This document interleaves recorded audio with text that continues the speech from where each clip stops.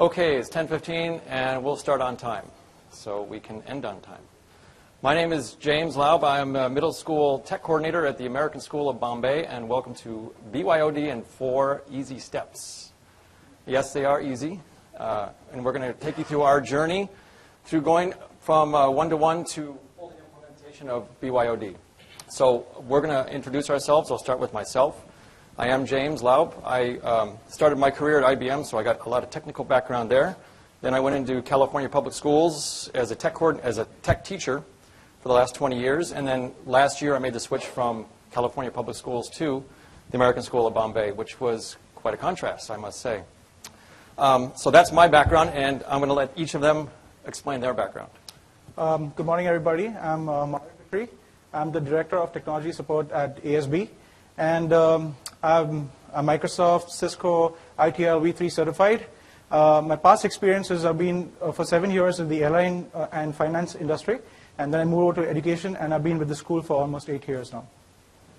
Morning, everyone. I'm Sally DeMello. I'm the Director of Tech Support at the American School of Bombay, and I also take care of AV. I've been with the American School of Bombay for the past 8 years, and prior to that, I've been in the aviation and the finance industry too. Good morning. My name is Maggie Hoss-McGrain, and I'm the Elementary Tech Coordinator at ASB. Similar to Jim, I've been there now for 1 year. I've been an international teacher for the past 25 years, and I've lived and worked in 7 different countries, mostly in Europe and in Asia. And what we're going to do, after we've now introduced ourselves, is we're going to give you a little bit of an introduction to our school and our teachers.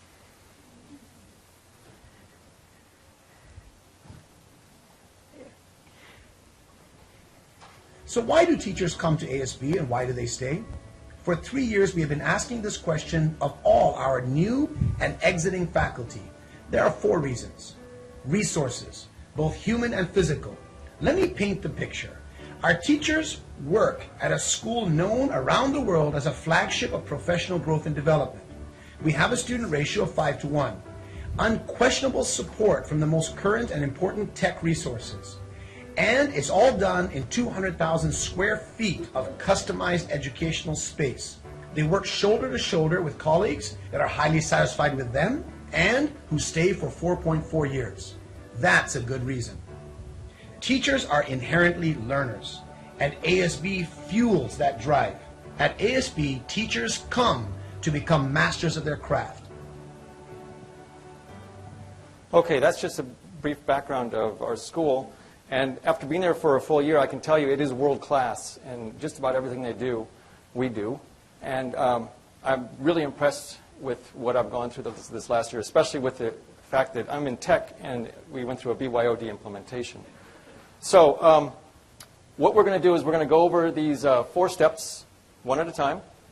And we've broken it up into 2 parts. So there's 4 steps, and each step has 2 parts. One is the technical part, and one is a teacher/admin/pedagogy part, which Maggie and I will talk to.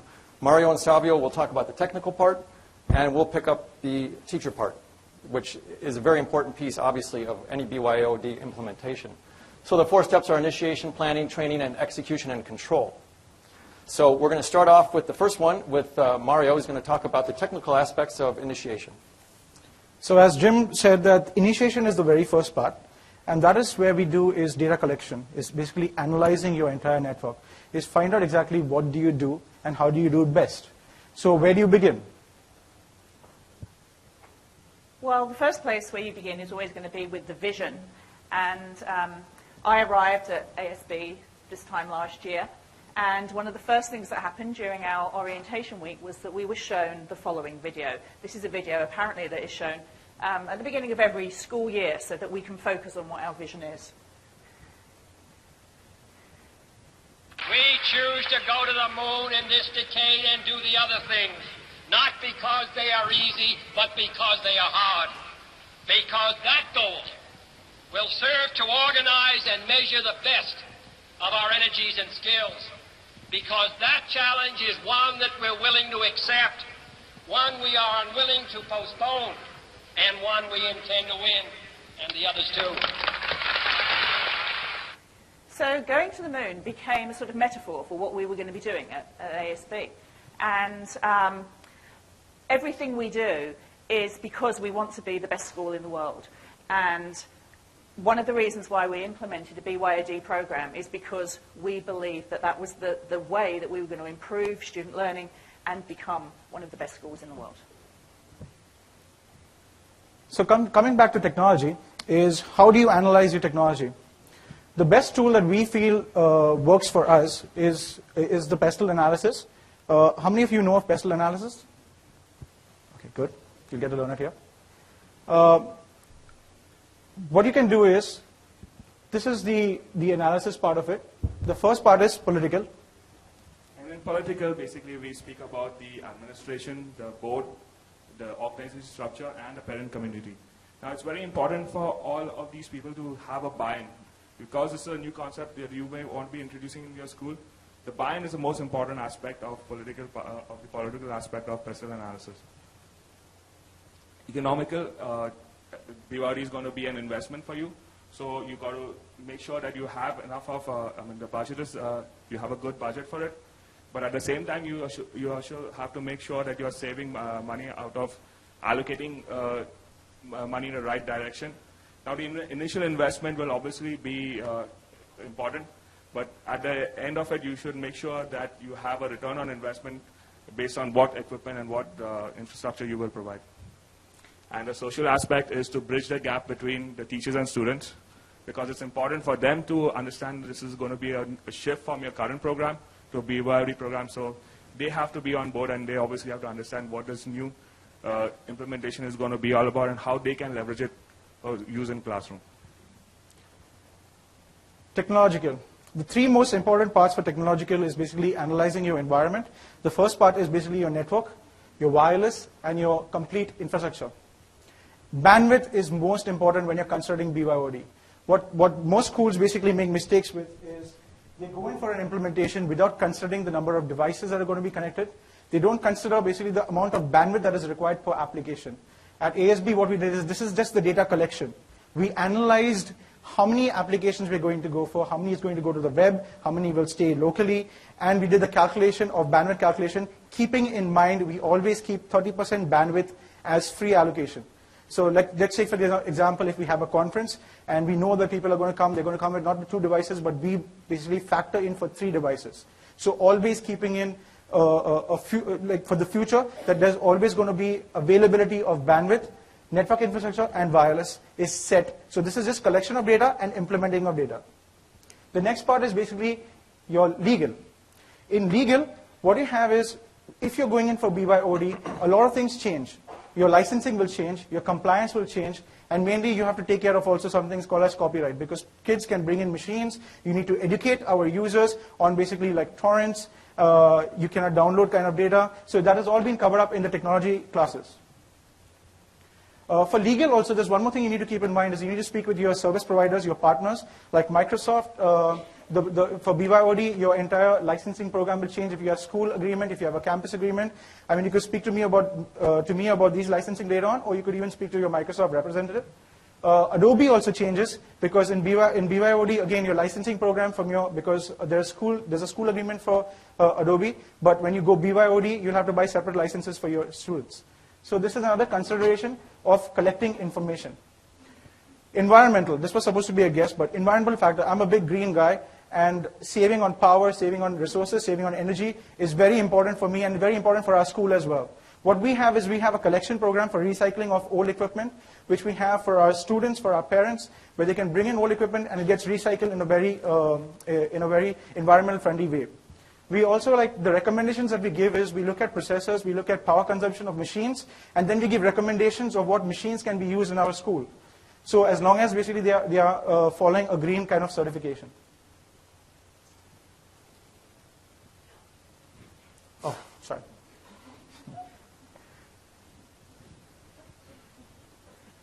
The next part is basically the infrastructure audit, will be covered by Savio.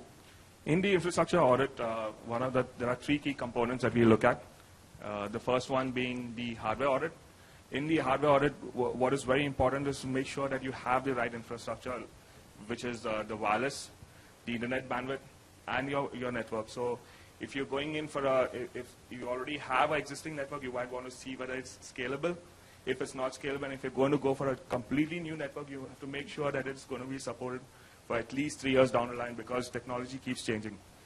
So that's one very internet bandwidth, because most of the model that we've adopted is basically we moved all our software to the cloud. So internet bandwidth is a very important consideration over here. In the software audit, what happens is basically you take a list of all your software that you have and you find alternatives to it, and then you see how those alternatives are actually available in the cloud for you. Because in a traditional environment, you would clone your computers or you would manually install software. This model of moving to the cloud is very important for us, and that's how it's been a success for us when we've implemented BYOD. And the most important thing is a tech staff audit. Without this, the other two are primarily useless. So if you already have a good tech support team, the most important thing is to understand that is to give them professional development and improve their skills. Because at the end of the day, it's not about them supporting the hardware, it's not about them being able to install a software, but it's about them getting into the classroom and being there for the teacher and the students so that your whole program is a success at the end of the day. And that's what makes up your infrastructure plan. Okay, now to the teacher part of this stage. As you're planning and preparing or initiating, you have to also look at your teacher base and your student base and your admin base to see where their skills are, and make sure you have a plan or some sort of idea of what you want to do to help boost them. Next. Okay, so as Savio mentioned, the biggest step that we made, one of the biggest steps, was moving to the cloud with all the apps. All the computer-based apps were now all of a sudden now in the cloud. So we no longer had apps on the computers, except for very few exceptions.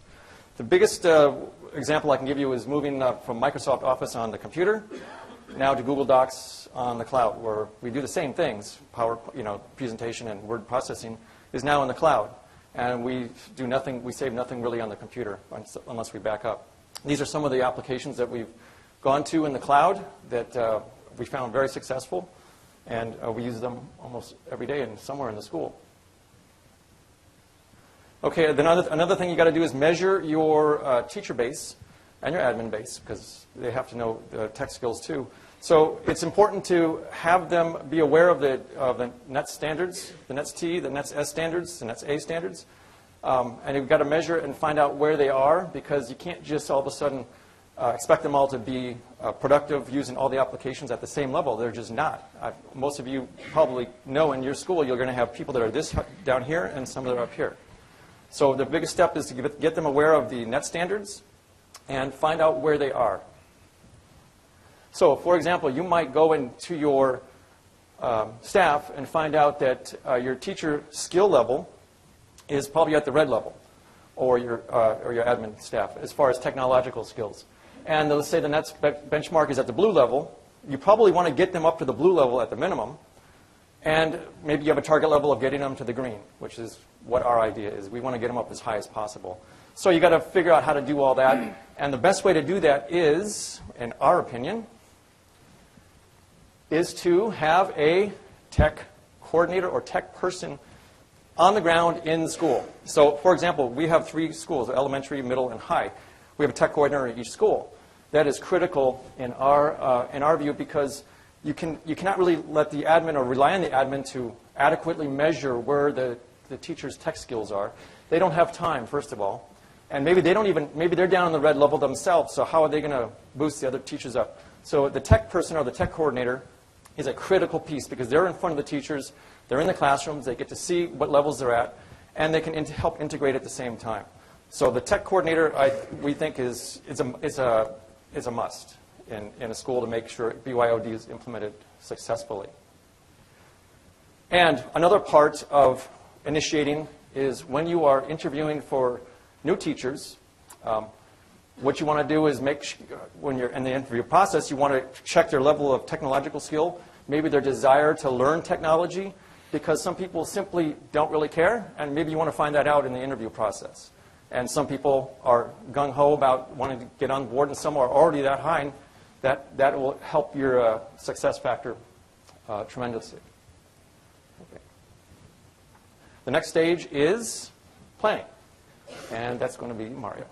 So as we've covered the initiation stage, which is more of data collection and analyzing your network, the planning stage is the most important stage, because the planning stage is basically where you say, this is what we want to do, this is the direction we want to go, and we set basically instructions on how to move forward. We spend nearly 60% of our time in planning, because if the execution and control does not work, it comes back to planning. If training does not work, it comes back to planning. So planning is the most important thing that we focused on. I attended a session on the Intel session on BYOD, and the link which we were using previously is the blueprint for BYOD, which is a very good tool to use basically in case you're considering BYOD. There are very good instructions that have been put out exactly in case your school is moving for BYOD, along with teacher material and teacher content as well. So this is a good website to go to. It's the K12blueprint.com BYOD. It was covered up in the Intel session. That's on the first level. So you could go there and have a look at that. And as you can see, the first part is basically the acceptable use policy. So we have taken this out and we changed our policy to responsible use policy. So there are good guidelines that are set for every school. Our school is unique, and I'm pretty sure that every school is unique. So based on that, you can set exactly what you want to, you can choose whatever you want to change from here. Okay, so one of the things we're really good at ASB is prototyping things. And during the planning stage, what we wanted to do is we wanted to prototype BYOD with our students to find out really two main things. The first thing that we wanted to find out was at what age group did we want to start the BYOD program. And the second thing that we wanted to find out was what devices did we want the students to be able to bring in. And so 2 years ago, from September through to November 2011, we prototyped with grade 3 and grade 4. And we started prototyping with those two grades because grade 3 was the first grade at which all students already had a one-to-one laptop. And so during those 8 weeks, the students were able to bring in other devices from home and to use them in class. And the idea at this point of the prototype wasn't that the teachers necessarily would change what they were doing, but that they would see whether the mobile devices that the students were bringing in were going to support the program that they were already running. And as with any prototype, we don't expect that every single thing we do is going to be a success. I mean, that's why we prototype. We prototype to find out what is working, what isn't going to work, how we have to change it, and it informs our planning. And so the first group that were prototyped were grade 3. This is a picture of Mr. Wanjobi's grade 3 class. And the first step that he went through was actually to have the students bookmark the sites that he wanted to use during the unit of inquiry that he was working on. And for the students who came in with tablets like iPads, he had a set of keyboards that the students could use if they wanted to type. And in this third grade class, they found that there were many successes. One of the really big successes was the fact that they could photograph their work, add it into Dropbox, and so on. And they found that to be really useful with some of these mobile devices that the students were bringing in. But this class also faced challenges. And what the students were doing at that time was they were doing some project-based learning, trying to answer the question, will Mumbai run out of water? And so the students were surveying, and they were using spreadsheets and things like that to do calculations. And what he found was that some of the students were quite challenged using some of these Google apps to try and do the project-based learning that he had planned. Another thing that he wanted the students to do was to use Prezi. And remember, this is 2 years ago. Okay, so now some of those things actually would have changed. But 2 years ago, he found that there were some problems with students with iPads, for example, and Android devices trying to use the Prezi app because it was mostly for viewing and very simple editing. And there was actually no Android app for Prezi. And so that was something that the students were unable to do. And at that time, there were also some Google-specific problems with things like forms and spreadsheets. With Google Docs, they were all writing a report, and they found that they couldn't actually use numbered and bulleted lists. And they also found some issues with Google Sites. Now, we use Google Sites for our e-portfolios for all students from grades 1 through to 10. And so it's very important that the students can put their work onto Google Sites. And with some of the devices that the students were bringing in, they were having problems adding their work onto Google Sites. One observation he also made, which I thought was quite an interesting one, was the fact that students who were bringing in these mobile devices were actually using them during the recess times to play on. And he had, his observation or his comment was, is it good that the students are doing this during recess as opposed to going out and running around? Okay, so that was the prototype in grade 3. Now, the prototype in grade 4, this is Martin Reinsman, and he was doing a completely different unit of inquiry. He was looking at different biomes around the world. And he found that the BYO devices were extremely successful in many different ways. He loved the fact that the students had the same machines at home and at school. They were bringing them backwards and forwards. He loved the fact that the students were able to personalize their devices. And he also noticed a big increase in students using their devices to check out e-books from the library and then take them home and read them at home. So his research project was on biomes, and he also had a few challenges as well. He noticed it was, he found it very easy for the students to actually take notes using Google Docs and to actually use their devices that they were bringing in to watch videos and do the research. He noticed also that students often shared a device, so they would bring a device in and share it with their other classmates and so on. And he, in fact, did draw up a list of mobile apps that could be used on the devices the students were bringing in that were equivalent to the other apps that were being used on the school laptops. However, he found in this particular unit that Google presentation was the biggest challenge. His task for his class was that they would make a Google presentation and that each student would make one slide of the presentation about different biomes and that they would turn this into an e-book. And again, 2 years ago at that time, he found that Google presentation was not supported on iPads, and he didn't find another app that he could have the students successfully collaborate on together in order to do this particular thing. He tried also a lot of other apps. For example, VoiceThread. There's a VoiceThread app, and he tried the VoiceThread app. And what he discovered was it was quite difficult, actually, for the students using iPads to actually both be working on the same VoiceThread at the same time. He noticed some issues with flash-based games in maths. And he, again, noticed that the iPads didn't work that well with the Google sites that we had set up. And Martin really tried very, very hard. Can you just put up the comment? He tried really, really hard to try and make the iPads work.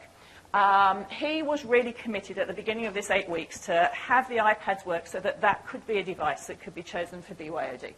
But he said, the comment he made himself was that he was trying to make an iPad do what a laptop did. And therefore, in that sense, the students couldn't do the same thing. And some of them were turning back to their school-owned laptop in order to do the things that they couldn't actually do on some of the devices that they were bringing in here. So we used all of this data to inform our planning. And a decision was made. And the decision that was made was that the grade 3 students were not yet ready to start a BYOD program. It would start from grade 4. And the decision was also made that we would have laptops as the BYOD device and that we wouldn't at this stage have the students bring in mobile devices, tablet devices or smartphones or other things at this point. So now the guidelines for securing a BYOD. Being in the tech department at ASB, I mean, we are pretty fortunate to have great leadership. And we report to our Director of Technology and Research and Development, that's Dr. Shabi Luthra, who is present with us today. And we get very good access to tech resources. And the two of the resources we subscribe to is Gartner Research and Forrester. And these two research papers, they have, there's a lot of analysis that has been done on technology, on what technology should be used. There's the hype cycle. So we do a lot of study, a lot of analysis. There's a lot of study and analysis on security that is done. We download these papers. We subscribe to a lot of white papers. I mean, our time is I mean, both of us, we're pretty much free at the moment because we moved our servers online. So that frees up our time to do more research and help basically develop more teaching and learning. And we set up certain guidelines for securing a BYOD from all these research papers. So the first part is determine which devices are allowed on the network. So you want to set exactly standards of which devices can come into your network. For BYOD, we had made out a specification sheet which is uploaded to our website of like what is the RAM required, what is the processor required, the speed of the computer, the time of battery that is required for you to purchase. We also said that the operating systems, we set operating system standards as well. So we started off with Windows and Mac because that supports most of the applications that we have in our school. And the next one is determine which operating system, which I just spoke to you about. And we also say that please bring your operating system in English because we have a multicultural environment where we have people from Japan, from Korea coming into our school. So is that if you're purchasing something, make sure that it's basically in English. The operating system needs to be in English. The next part is determine which applications are mandatory or appropriate for each device. So this is like transparent for the user because this is taken care at the network level. Our firewall supports application filtering, so we can set application filtering on groups. So teachers will be having access to certain applications, students will be having access to certain applications, and guests access, like when we have conferences or we have parents visiting our campus, they have separate access. This will help protect your environment and make it safe for students to learn and use the network. So that you will not have problems where like you come onto a network, you have problems where your internet drops down or it crashes the entire network. Every network is segregated. Define the who, what, where, and when of network access. Now, today, I think so the wireless networks and your firewalls are capable of setting policies on where you can access it. So you can set restrictions on on flow level, on cafeteria level. So the different restrictions that you can set. So that is something which you can fine tune after you implement BYOD. And the next thing is to educate your parents, students, and faculty about BYOD. Everybody needs to be on the same page. If the tech department is installing some new hardware or new software, they need to be aware of it because at the end of the day, they are the people who are going to use it. They are the end consumers. Communication becomes a very important aspect of this part, and so they need to be aware of what security you're implementing, what kind of access they're going to get, so that they don't come in one day and they are not sure what they should be doing. So then obviously you would want to make sure that only the devices that are allowed on your network are accessing the information, and that they not have any rogue devices that are there on the network. So that will channelize your whole internet bandwidth and your whole network resources to be accessed by only those devices that you permit. And we also look at what's happening on the network so that we can make sure that students are not installing softwares like your torrents or your peer-to-peer softwares, and if there is any, and there are no malware that is roaming across on your network, and that is kind of bringing your network down and basically stalling the whole BYOD program. Just to add on to that, we also have audits that are being done by Microsoft, and we have sometimes an external party coming in and do an audit of our entire system. The last thing is reimbursement. What we chose is a model where the teacher would basically look up the website and see the minimum specifications that are required, and they would go out and buy a laptop, and then they would turn in the receipt to the business office, who would then reimburse them. Okay, the next stage is training. So Mario just explained how it was built and what you must consider when you're building it. And then you've got to pay attention to the users or the consumers, which are the teachers and the students.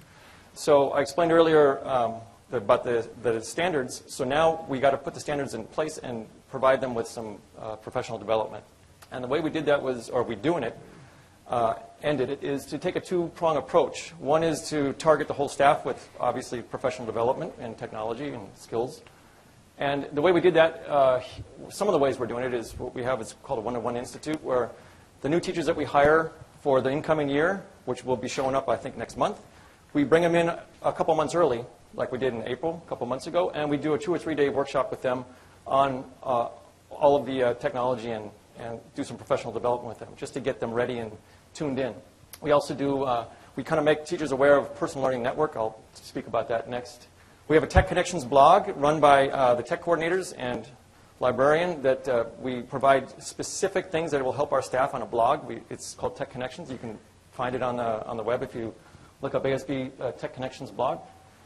The tech coordinators, me, Maggie, and Sharon, are responsible for finding the strengths and weaknesses of our teachers and individually providing them support in their classroom or at whole faculty staff meetings.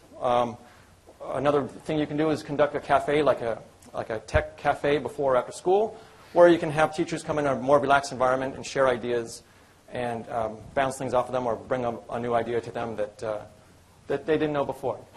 We're going to be looking at project-based learning as a way to incorporate technological skills more, because project-based learning tend to be a little bit longer in length, thereby allowing you to incorporate multiple technological skills or standards. And this coming year, we're going to be looking at prototyping, gamifying some of the faculty professional development. We have a teacher on our staff that's really kind of a very, almost expert, I would say, in gamification in his classroom, and he's going to help us put something like that together.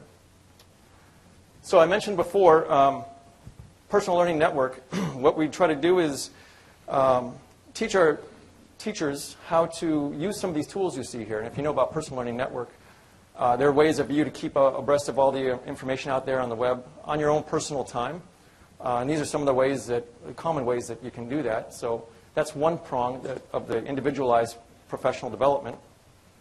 And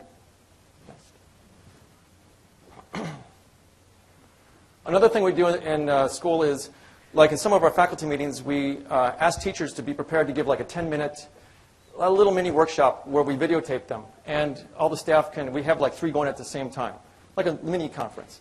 And they demonstrate something that they're doing in their classroom with technology or something like that. We videotape it, and then we put them all up on our website. So the teachers can come back. If they miss 1 or 2, they can come back and look at these over and over again. They're 10 minutes long, and they really give you a good little tidbit of technological boosts in some areas. So we continually add to this. This is just all I could fit in one screenshot. So that's a way of doing some individualized personal professional development.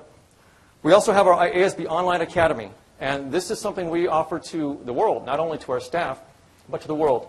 And we offer a bunch of courses here that you can see that we can send our teachers to. Like the teachers that are coming in July, we're asking them to take some of these classes just to be ready to come into our environment, because we use some of these applications daily. So if they're a little low in Google Docs or something like that, they can take this course, online course, and they can ramp up pretty quickly. You can see a whole bunch of courses here. Any of you can take these courses. In fact, on your table, you will have this brochure about the ASB Online Academy. We encourage you to take a look at it. The courses are running anywhere from 2 to 6 weeks. They are offered many times during the year, and all that information is at the website. Mario and I run this one up here called Cybersecurity and Online Safety. That's kind of like our first MOOC that we put together last year. And we run that. Our next offering is in September. That is free. Anybody can take that. Anybody in the world can take that. So we encourage you to take a look at that one, because you can even send your staff to that one. And Mario and I kind of split that course up so we can manage, because we get a lot of people in there sometimes, but we managed to get through it quite well. So take a look at that, ASB Online Academy. Okay, now the other thing that's really important is that we need our parents on board. The parents are the people that are buying these devices. So it's a hearts and minds things, really. We need them to be informed, and we need them to be supporting us as we move forward in this way. And we have many ways that we communicate with the parents. For example, every week the parents get a newsletter called Convergence. And in that newsletter, there's lots and lots of information. But one part of that newsletter is that Sharon, Jim, and myself write. We take it in turns to write something for the parents, okay, keeping them informed about technology. Other things that we do, we have something called Parent Tech Connections. And so a couple of times every month, sometimes in the morning, sometimes in the afternoon, sometimes on the elementary campus, sometimes on the secondary campus, we have sessions where oftentimes it's Jim, Sharon, and myself, but also other teachers get involved, and they do presentations and workshops for the parents at the school, so they come in. Because our aim is that there's not a big gap between the skills of the students and the skills of the parents. We want to keep the parents with us and keep them on board. And during the prototype that I mentioned before, we also had coffee mornings for the parents before the prototype started to explain to them why we thought it was important that they could provide their child with a device to bring in. And these were frequent coffee mornings and meetings so that the parents were being kept informed about what was going on in the prototype in the classes that were doing it. The next thing is the IT help desk. This is how our help desk looks like. What we've done is basically brought the tech support to the teachers and the students. So we don't have a centralized place, but we have a tech help desk at every floor level. So this saves the time for the teacher and the students to actually go to a central place and find support. What we wanted to do is have our tech support people right next to the classroom so that whenever they want, they can, the teacher or the student can just step by next to them and then they ask them for any help that they require. Now we have level 1 support, which is outsourced. And by level 1 support is the hardware support, which is with vendors like Dell, HP, and Apple. And that frees us, that gives us time basically to concentrate on more important things like doing, like going to research and development or helping in prototyping other devices that are required for this program. So that is a brief about the IT help desk. So the last part is basically the execution and control. In execution and control, you have two types of processes which you can do. One is basically a complete implementation if you're going in for BYOD. You can do a complete implementation, again, is that if your staff and your students are at an expert level of systems, but we normally recommend going in for a phased implementation. You could try it out at a lower grade, or you could try it at a middle grade or a higher grade, but do it phase-wise, because the only reason is that, like I said, every school is unique, every environment is unique. So the first time if you go to implement it, you go to execute the plan, you'll understand and you'll be able to evaluate the mistakes that come out of that plan, and you can correct it instead of going in for a full implementation. So these are the two implementation steps in execution and control. Okay, so during this execution phase, we also try to draw on the lessons from prototype number 1. And for prototype number 1, we had a lot of useful information about what mobile devices could do. Although we didn't decide to have mobile devices as BYOD, we still decided that there was actually a great value in having them. So we then went on and did a second prototype. And this prototype took place in November last year, and it lasted for 6 weeks. And we did this prototype in 3 different areas of the school. We did a grade 4 prototype just in the homeroom. We did a grade 8 prototype in a maths class, and we did a grade 10 prototype in algebra. And before we did the prototype, we surveyed both the students and the teachers. And what we discovered was in the high school, 84% of the students already had a mobile device that they were using both at school and at home to do schoolwork. Okay? In the middle school, the numbers were even higher. That was 94% of middle school students already had a mobile device that they brought to school every day and that they sometimes used to do things in school. And when we actually surveyed the teachers, we found actually across the board, it was only 50% of the teachers that were bringing in a mobile device and actually using it.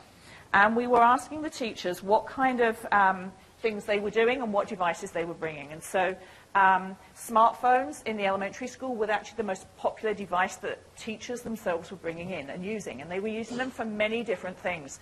Calendar alerts was a favorite one, but they were using them often to take photographs of student work or to video something that the students were doing in class. They did quick note-taking and so on. Many of them preferred using their phones for this, probably because they were very mobile and they carried them around with them in their pocket.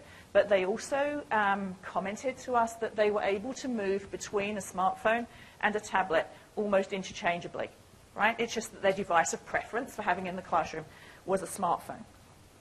In the secondary, it was pretty similar. But one of the things that came out of this survey was the fact that we felt that there was a disconnect between what the teachers were doing and using on their devices and what the students were doing on their devices. And so if we start with the grade 4 prototype, out of 20 students in this grade 4 class, 16 of them brought in a mobile device. And the devices varied tremendously. There was iPad 1s, 2s, 3s. Someone brought in an iPod Touch. A couple brought in Kindle Fires. We had a Samsung Galaxy. And I think one student brought in an iPhone.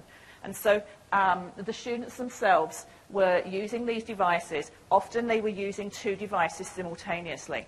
And one of the advantages that we noticed almost immediately from this is that there was no more any copy-paste. Because what they were doing was they were using 2 screens. They were using one screen for looking at the research, and then they were using the other device where they were typing up their notes, so that they were able to synthesize what they were reading and paraphrase what they were reading and actually use that in their research for making notes. Another thing that we noticed from the grade 4 prototype was that the students very quickly were able to self-manage distractions. So we noticed that they were doing things like putting their mobile devices face down on the desks when they weren't using them. And by week 3 of the prototype, they were able to make really informed decisions about which was the best device for them to use for the task that they wanted to do. Okay, so they were choosing the device that was quicker and easier for them to do. So now, going on beyond that, about 75% of the students in that class have continued to bring in their mobile devices. There's about 40 devices in that classroom with now 21 children in it. And each of the devices has a purpose. And the students themselves are very able to share. This is a good example of students that have actually got another device that they're using between what they're doing, and so on. In the secondary school, we had similar things. We found that the students quickly moved from it being a kind of novelty thing to creating and consuming. So they were using their mobile devices for writing, for recording, photographing, blogging, and note-taking. And in the maths class, we also noticed that they were using them as clicker responders, and they were using them as graphic calculators. Initially, in the secondary prototypes, the students preferred to use their laptops, but as time went on, they switched more and more across to the tablets and the smartphones. However, apart from, I think, 1 or 2 students, the mobile device never actually replaced the laptop as the primary device that they wanted to use. So this basically could be the end of our story, right? Because we've gone through now and we've got the whole implementation. But in fact, what we're doing is we're moving back again now. So we're going back now into the initiation phase again, because what we've discovered is that, as I mentioned before, that there is some mismatch between what the teachers can do and what the students can do. And for the teachers to plan activities that the students can do using their mobile devices, they have to become better users of the mobile devices themselves. So what we've done, what we're going to go into next year is another prototype, and this prototype is actually for the teachers. As far as the students go, our recommendation has been that the students will be able to bring in their mobile devices and access the network. So that's fine for the students. We didn't feel that we should require them to bring in a second device, and we didn't feel that we should be prescriptive about what the device was. We just felt that they could bring in the device that they had. As far as the teachers go, we wanted to have another 1-year prototype as to how teachers could use mobile devices. So we asked the teachers to apply for this, and we selected 5 to 10 teachers per division. And in a similar way to how the teachers bought their laptops, they can go out and buy a mobile device, and they can get that money reimbursed to them. There will be gifting of apps to those mobile devices, so that we will give them apps that they need. And we also give them professional development so that they can understand the pedagogy of actually using mobile devices in the classroom. We also decided that we would give mobile devices to teaching assistants as well, because especially in the bottom half of the elementary school, the teaching assistants are the people that are often documenting the student progress. And we felt that they could do this very nicely on mobile devices. So the teacher assistants were also asked if they wanted to participate in this, and we have 10 of them that are also involved in that prototype. Okay. Okay, so that kind of took you through one cycle, and as you can see from what Maggie was saying, we're going to be going through the cycle again, but with a different flavor or looking at it a different way. We started the initial BYOD with what you saw here, but now we're doing other things. So we wanted to give you an idea of what our students and our teachers are saying after 1 year of BYOD, and here are some testimonials. In 3rd grade, my school computer kept breaking all the time. With my Mac now, it doesn't break. So again, my biggest advantage is having a Mac and being responsible for it. Yeah, so we're able to know what we're doing. Since it's our computers, we're able to work it our way, but still do the same thing. Last year in 3rd grade, we didn't have our own computers, so I wasn't really comfortable. And also in our home, we have an Israeli computer, so whenever I typed, it went from right to left and not from left to right. And then at school, I couldn't write properly because the full stop went to the other side.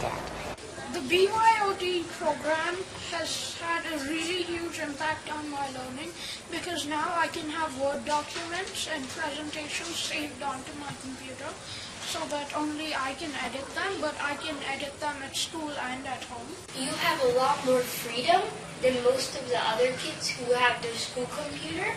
You have a lot of your downloads and everything on that, which gives you that much more responsibility that you need to make sure that you do what's appropriate in school. For the school computers, they have nothing that you can do that you would have like on this. Like I have games on my computer. I don't play them at school. I can play them at home. The BYOD, I think, it's easier.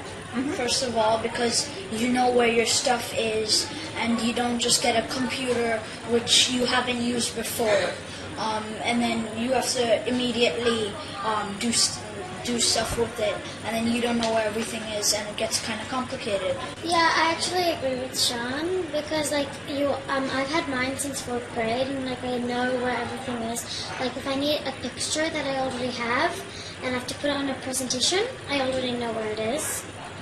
I feel it's very convenient because if you have one computer at home and one computer at school, and you have a picture on one computer, and then you need that picture. You need that picture, but then you think it's on this computer, and then you look for it, and you don't find it on then you get sort of confused.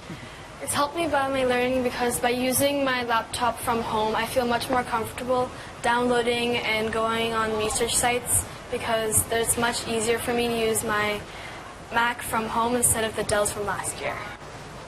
It's helped me because if you make something at school and then you share it over the internet, when you go home maybe your internet won't work, but if you have the same computer and you saved it onto your computer, you can still access that on your computer and edit it. It gives you full rights so that you can install your own softwares for whatever you want. And you know how to do stuff on your computer, and you don't have to search it up, and you have pre-knowledge when you bought it that it'll be easier for me to do stuff, and you don't have to go to the tech office and say, can you please install this software? Well, it helps make schoolwork easier because it's your own personal computer and you're more used to it. Like, if you used a Mac all your life, then when you switch to a PC, say if your school is a PC school, then the keys will feel clunky and small as opposed to the bigger Mac keys. So for me, it's that with a school laptop, you don't have that much freedom to download stuff that maybe will help you outside of school or even in school for school purposes. So I can download an app without school permission. Well, I love the Mac. I'm so comfortable with it, and I just love the experience of actually working with the device that I'm fluent with. So really, when I'm using my device at school and using the same device at home, and it just helps me do things more efficiently. But I was personally nervous that I wouldn't be able. It expanded the amount of information I just needed to have in order just to help kids do basic work.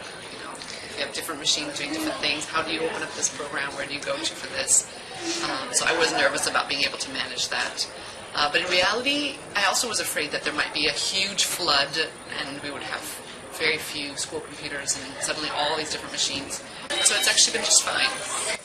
My biggest concern was not knowing all of the different types of computers and thinking that I would have to know each computer well enough to support the student. Went very well. That concern was unfounded as we had the tech support on the floor to help with any tech issues that arose. So we've had a variety of models in the classroom and they've all worked just fine. I think one of the main concerns that I had was whether I was able to keep up with the kids, with the knowledge that they have. Of course, at home, they're learning a lot of programs, and they're on the probably internet and programs more than I am. So there was a huge concern that I had. And also the fact that they were using different platforms. Some were PC, I was more familiar with an Apple. That was one of the concerns I had. I found that I did learn a lot from the students. My knowledge of using dual platform had really increased. I was happy to use my Apple again, but they very much were teachers as much as I was able to learn from our IT department, passing on information to them as well. Okay, so there's some of the words from our teachers and students. And I think we have about 10 minutes to allow for questions and answers. But before we do that, here are some websites that you can access us. We would also like, if you have the chance, to drop us your card if you have a spare one, to stay in touch with us, or we can stay in touch with you. We always love to network with people and find out what they're doing, or if you have questions, maybe just drop it off at the top here if you feel like dropping one off. And here's the websites to our school, and we're going to also put up an evaluation website after that we'd like you to evaluate the session. So we have 10 minutes, so we can open up for questions if anybody has any questions.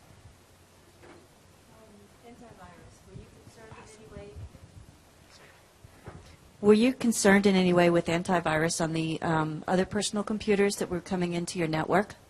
Yes. What we do is that whenever a student brings in a machine, we check to see if there's any antivirus on the machine. We have a school agreement with Microsoft. So we have 4-point protection, 4-point endpoint protection. So in case they don't have an antivirus, we put it on them.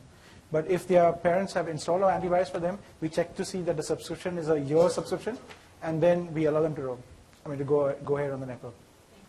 Okay, our next question. Hi, great presentation. Question, when getting your students to use cloud-based apps like Google Apps, was there any policies or concerns from your school around information being stored outside your country?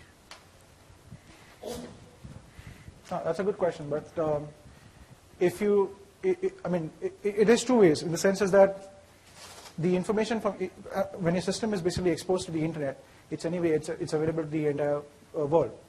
So every system basically without the internet is totally worthless, right? So we said is that when Google approached us, this is the very first time when Google had released Google Apps, we signed up with them, and we were definitely concerned about concerns that you have with them. But then they assured us that none of the information will be shared with third-party software, and it would be basically kept confidential to only ASB. No, not Gmail. We're using only Google Apps. We're not using Gmail. Only Google Apps. With Gmail, and sorry, with our mail systems, we're using Office 365. That's live.edu. Sorry if I did that right. Yeah. Question? It's not Gmail. Thank you. Your teacher reimbursement, how do you handle that? Is there a limit on what they do? It's a good idea. I'm just wondering how you implemented it. Mario? Yeah, good question. Actually, the teacher reimbursement was not supposed to be on there. We just said we know that we are going to get questions with reimbursement. But it was more about, in fact, we visit a lot of schools and help them with technology.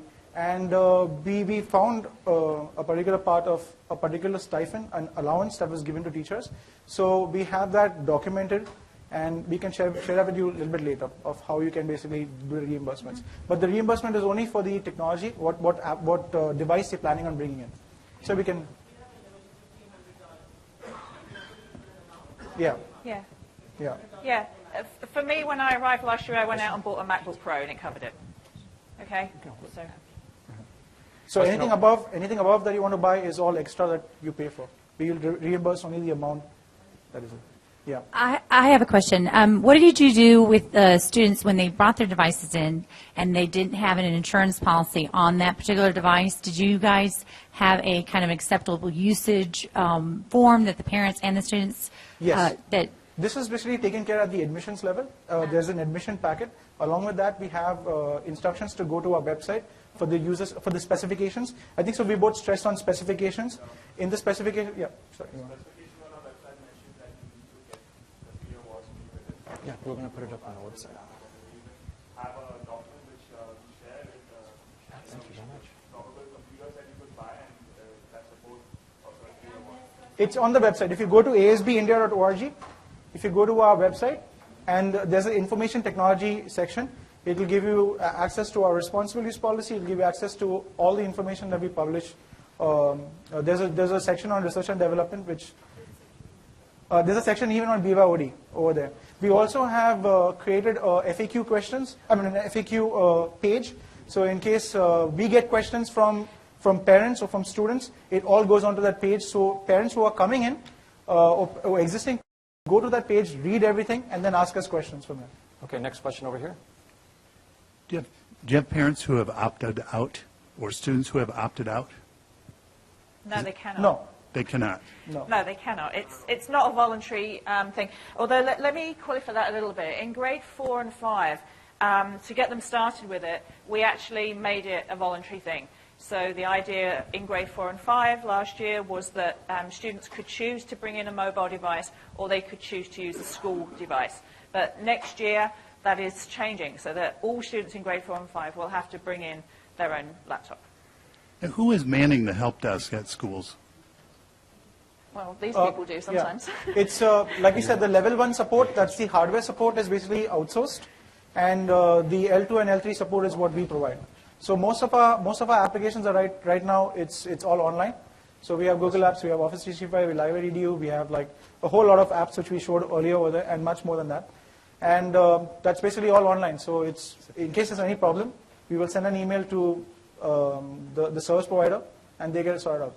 But I think your question was also who is actually manning the help desk. The help desk. And that is So, the tech staff. And I think earlier on in the presentation it was explained about how we had to upskill these people so that they were not just seen as techie people, but that they were they had really good people skills so that they could deal with the teachers and the students that were going to come, and the parents that were going to come to the help desk for help.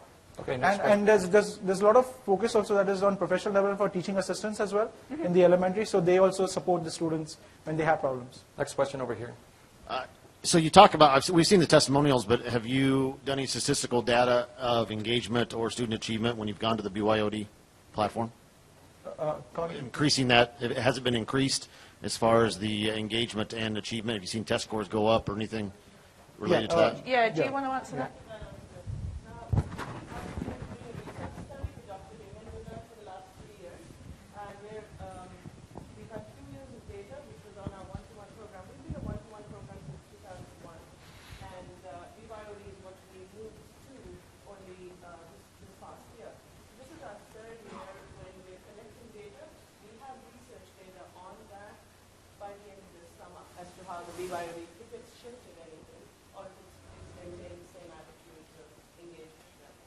Okay. So drop us your business card if you can so we can get you the next question here. Two parts. What's the size of your school, and how many people are manning the help desk? What's the how many staff members man that? Okay. I mean that's a common question that's been asked normally is that what is the help desk personnel to the student and staff ratio? It's normally 1:300, providing you're getting only 2 or 3 calls per year. I mean per day. So that's like 1:300. But we have, like in the elementary, we have around 5 levels in the elementary, and 3 levels have a support staff in each and every on each and every floor. What's the total size of your school? We totally have around 750 students, and we have 2 campuses. So in the elementary school, there's about 450 students. And then in the secondary, it's probably about 300, 350. Yeah. Okay, we have only about 1-2 minutes left, so we'll take 1 or 2 more questions. There was a question. Jim, over wanted to there. ask a question. And then over here. Oh, yeah, go ahead. So I can't even see. Do you assign network names to the devices, or use static IPs to track who might be doing something inappropriate? No, the firewall that we're using CyberRoam and we're using Aruba. So that basically has fingerprinting on it, so we know we can identify which machine is coming and which login is using. So that goes into syslog server. So we can track who is logging on the network, what time and what day, and who is the individual who is logging in. And we have it tied up with Active Directory, so everybody has a AD login. We also have a separate authentication through a guest portal that's through CyberRoam. So that also gets monitored through MAC address and IP and username. Okay, one more question, and then we have to vacate.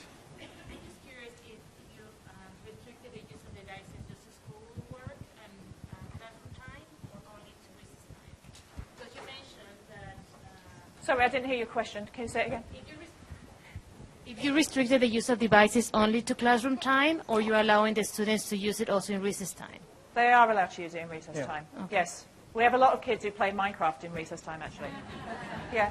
Okay, we're going to stick around for just a couple minutes. Our time is up, so if you can, leave us your card or information. Yeah, yeah. Thanks for coming. The evaluation page is over here, so if you could go up there and the give evaluation. Thank you.